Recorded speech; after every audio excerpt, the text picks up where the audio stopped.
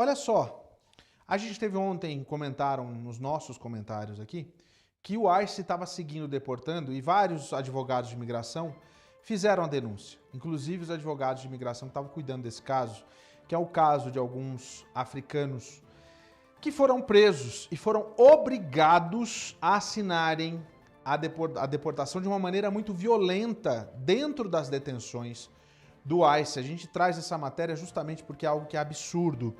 É impossível a gente falar de uma situação como essa. Rapidinho, só para você entender. O ICE cancelou um voo ontem de deportação para o oeste da África por causa de alegações de brutalidade por agentes do ICE no tratamento dos deportados. A declaração enviada por e-mail ao The Guardian, né, que é um jornal, e o cancelamento do voo de deportação para que os deportados poderiam ser entrevistados como testemunhas, marcam uma mudança dramática no tom da agência, que até agora tem desviado e negado alegações anteriores de abusos dos direitos humanos. Novas alegações de abusos de imigrantes enquanto o ICE desafia Biden a continuar as deportações seguem acontecendo. A mudança sugere que o recém-confirmado secretário de Segurança Interna, Alejandro Mayorkas, pode ter começado a exercer controle sobre o que alguns críticos descreveram como uma agência desonesta. Um avião que transportaria requerentes de asilo camaroneses, angolanos e congoleses deveria decolar de Alexandria, na Lusiânia, na quarta-feira às 3 da tarde, mas foi cancelado com poucos minutos de antecedência. 2 dias antes do voo, uma coalizão de grupos de defesa da imigração publicou depoimentos de detentos camaroneses dizendo que eles haviam sido agredidos por oficiais do ICE e forçados a colocar suas impressões digitais em documentos que autorizavam sua deportação para um país onde eles acreditavam que corriam o risco de prisão, tortura ou que fossem mortos lá. Vários relatos foram divulgados de camaroneses deportados pelo governo anterior, pelo governo Trump, em outubro e novembro, que foram presos, torturados ou simplesmente desapareceram por conta de um governo que lutava contra uma contra-insurgência brutal de separatistas anglófonos no oeste e no sul do país. O ICE foi acusado de abuso semelhante em outubro, mas negou as acusações e não mudou sua política de deportação acelerada de requerentes de asilo africanos e caribenhos.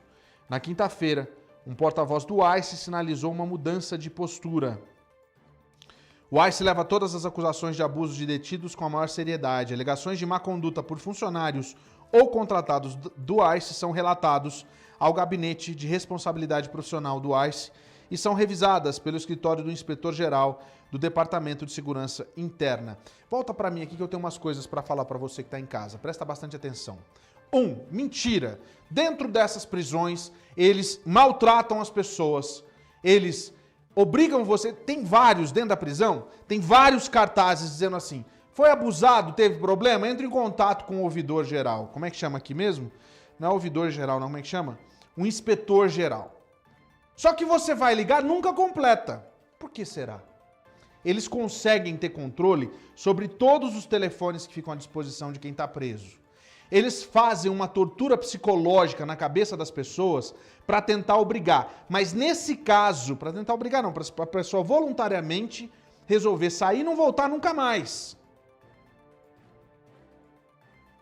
Nesse caso, eles usaram força contra as pessoas para pegar o dedo, para colocar nos documentos de deportação. Vou explicar por quê.